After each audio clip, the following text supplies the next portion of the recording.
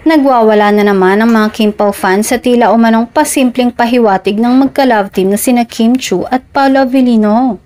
Sa ibinahagi kasing mga picture ng fanpage na Kim Pao Family sa Facebook, makikita ang larawan ni Kim at Paolo kasama ang kanilang mga kaibigan.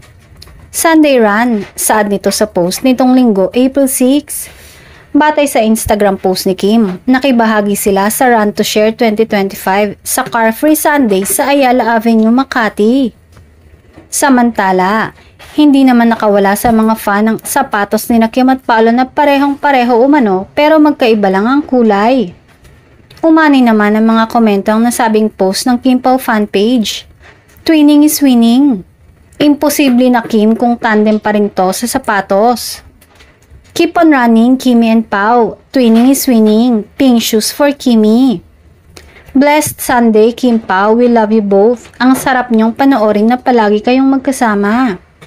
After ng Star Magic Ball, parang mas naging open na ang kanilang estado ng relasyon sa madlang people. Say ng ilan, sana daw ay magtuloy-tuloy ito at umamin na ng tuluyan na magjowa na.